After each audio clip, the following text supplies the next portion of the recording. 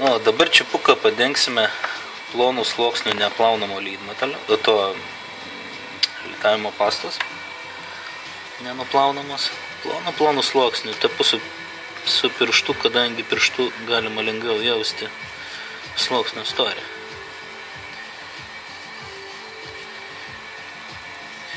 Bus per daug pastos, tada tiesiog kamuoliukai tarpusavį sulips.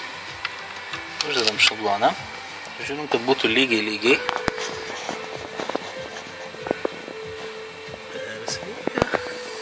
Pilame dabar 0,5 mm storio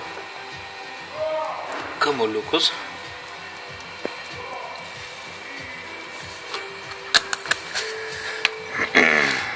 Išvažinėjom taip, kad kamuoliukai sukristų visas skylės.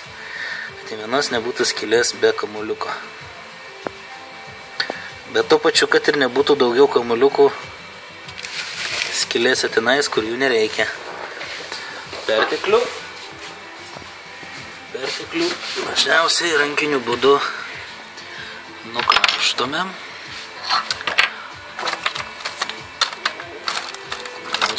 Mūsų teptukas. Auksinis teptukas, kuris neturi statinio krūvio. Dėl to nepritraukia prie savęs kamuoliukų.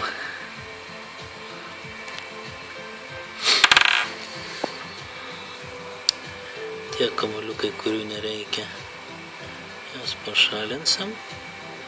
O skylutės, kurias nepapuolė kamuoliukai, rankiniu būdu įdedam. Regis viskas tvarkoje. Gražiai nuėmame šabloną.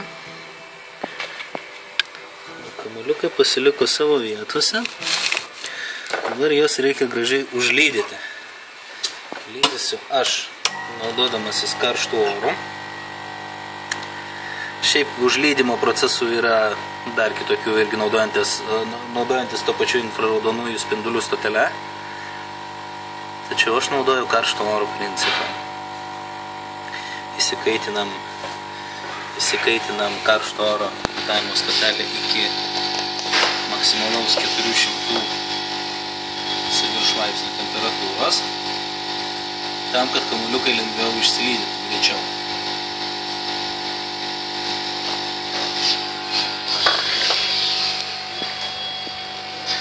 Na ir dabar pradedu nuo vieno iš kampų. Padaryta yra maža oro srovė tam, kad jų nenupūstų.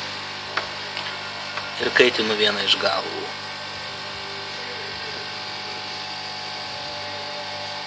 Jie pradeda lydytis ir sukrenta į savo vietas.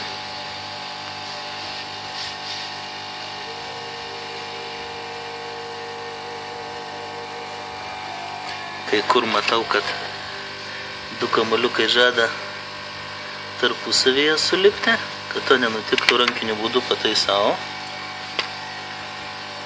Toliau tęsiu lydymo procesą.